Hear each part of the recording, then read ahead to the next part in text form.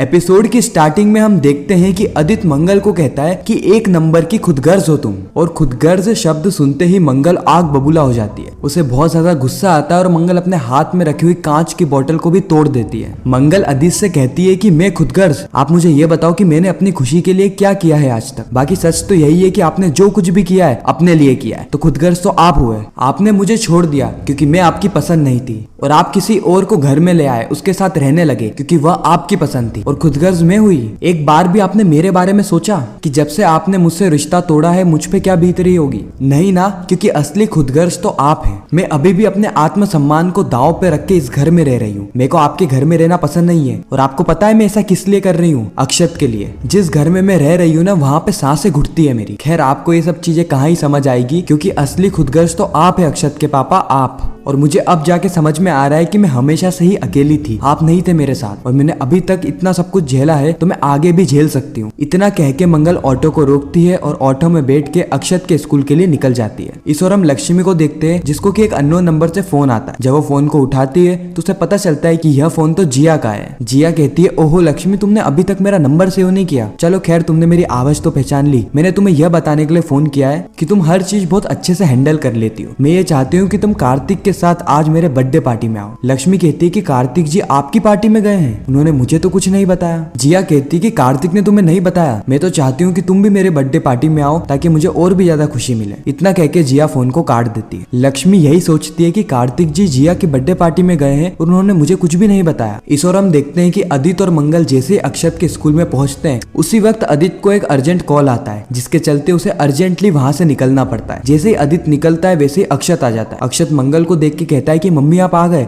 लेकिन पापा नहीं आए। मंगल उसे समझाती है कि उन्हें एक अर्जेंट काम आ गया था। वह स्कूल तो आए थे लेकिन उन्हें अर्जेंटली ऑफिस जाना पड़ गया, लेकिन मैं हूं ना जो तुम्हें गोल्ड लेते हुए जरूर देखूंगी। सीन शिफ्ट होता है सोम्या पे, क्योंकि सोम्या का रैश ड्राइविंग के कारण एक एक्सीडेंट हो जाता है। हालांकि यह एक्सीडेंट बहुत छोटा सा होता है, इसमें किसी को भी चोट नहीं आती है, बल्कि जो गाड़ी रहती है वो रोड से नीचे उतर जाती है। आदित्य जैसे ही वहां पे पहुंचता है वो सोम्या से कहता है कि सोम्या तुमने ड्राइव क्यों किया? तुम्हें जब पता है ना तुम्हारी कंडीशन क्रिटिकल है तो तुम्हें रेस्ट करना चाहिए था। सोम्या कहती है कि मुझे क्लाइंट से मिलने जाना था। आदित्य कहता है कि तुम्हें अभी भी काम सूझ रहा है? सोम्या जवाब में कहती है, अगर मैं काम नहीं करूंगी तो क्या करूंगी? तुमने अभी तक मम्मी जी को मेरी प्रेगनेंसी की न्यूज नहीं बताई है, और उन्हें पता भी चल गई तो वो मेरे होने वाले बच्चे को एक्सेप्ट नहीं करेगी, तो मैं क्या करूंगी? मुझे सेल्फ डिपेंडेंट तो बनना ही पड़ेगा ना। आदित्य कहता है, सोम्या तुम टेंशन मत लो, सही वक्त आने पर मैं माँ को भी सारी ही चीजें बता दूंगा। अभी तुम एक काम करो, मेरे साथ घर चलो और रेस्ट करो। घर में हम देखते हैं कि कुसुम के सामने एक पार्सल आया होता है। अब उस पार्सल में प्रेगनेंसी से रिलेटेड खाना होता है। कुसुम कहती है कि आपने गलत जगह पहुंचा दिया है, क्योंकि हमारे यहाँ तो कोई भी प्रेग्नेंट नहीं है। अब जैसे ही मंगल घर पे पहुंचती है वो देखती है कि यह सारा सामान किसने मंगाया है। वो कुसुम से भी पूछती है, लेकिन इन दोनों को ही पता नहीं चलता। इतनी ही देर में किन्नरोन आ जाते हैं। किन्नरोन उस घर के बाहर नाच गाना करने लगते हैं, क्योंकि उन्हें खबर मिलती है कि यहाँ पर कोई प्रेग्नेंट है। हालांकि कुसुम बार बार मना करती है कि यहाँ पे कोई भी प्रेग्नेंट नहीं है, आपको गलत न्यूज मिली है, लेकिन वह लोग मानते नहीं है। वह कहते हैं कि उनकी खबर पक्की है, और उसी समय वहाँ पर आदित्य आ जाता है, और आदित्य के आते ही वह लोग आदित्य को भी खींच लेते हैं, साथ ही मंगल को भी खींच लेते हैं, और इनके चारों तरफ घेरा बना के नाच गाना करने लगते। मंगल कुछ मिनटों तक तो ये सारी चीजें सहन करती है, उसके बाद चिल्लाने लगती है। मंगल कहती है कि आप सबको गलत खबर मिली है, मैं प्रेग्नेंट नहीं हूँ। और आदित्य भी सबको यही कहता है कि प्लीज यहाँ पे बखेड़ा मत कीजिए, कोई भी यहाँ पे प्रेग्नेंट नहीं है, आपको गलत खबर मिली हुई है। लेकिन वह किन्नर अभी भी नहीं मानती है। वह कहती है कि हम 9 महीने बाद फिर से आएंगे, और जब बच्चा हो गया होगा तो हम 2 गुना पैसा लेंगे। अब यह सारी चीजें देख के जो कुसुम है वो डाउट में पड़ जाती है, क्योंकि उसे भी पता है कि किन्नरों के पास गलत खबर नहीं पहुंच। साथ ही मंगल और आदित्य का व्यवहार भी कुछ समय से अलग हो गया है। दोनों ही बहुत ज्यादा टेंशन में रहने लगे। तो आखिर मामला क्या है? ये दोनों मुझसे क्या छुपा रहे हैं? अब जब कुसुम ये सारी बातें सोच रही होती है, उसी समय जो मंगल है वह आदित्य को रोक लेती है, और आदित्य से कहती है कि ये सब क्या है? आपने अभी तक माँ को सच क्यों नहीं बताया? देखो, झूठ बोलने और सच छुपाने की आदत आपकी है, मेरी नहीं। और सच तो एक ऐसी चीज है जो कि छुपाए भी नहीं छुपता। मैं मम्मी जी से और ज्यादा झूठ नहीं बोल सकती। आदित्य कहता है, मंगल मेरी मर्जी, मेरी जब इच्छा होगी तब मैं माँ को सच बताऊंगा। तुम मुझे इंस्ट्रक्शन नहीं दे सकती और ना ही ऑर्डर दे सकती हो। तुम्हें जो करना है तुम वो करो, और मुझे जो करना है वो मुझे करने दो। इस और हम देखते हैं कि कुसुम खड़े खड़े ये सारी चीजें देख रही होती है। हालांकि कुसुम को कुछ समझ में नहीं आता है कि यह दोनों आपस में बात क्या कर रहे होते हैं, लेकिन वह यह चीज तो समझ जाती है कि मामले में कुछ तो गड़बड़ है, यहाँ पे दाल में कुछ तो काला है। यह दोनों मिलके जरूर मुझसे कुछ छुपा रहे हैं। इसलिए मंगल लक्ष्मी के आने वाले एपिसोड में हम देखेंगे कि कुसुम मंगल को कहेगी कि मंगल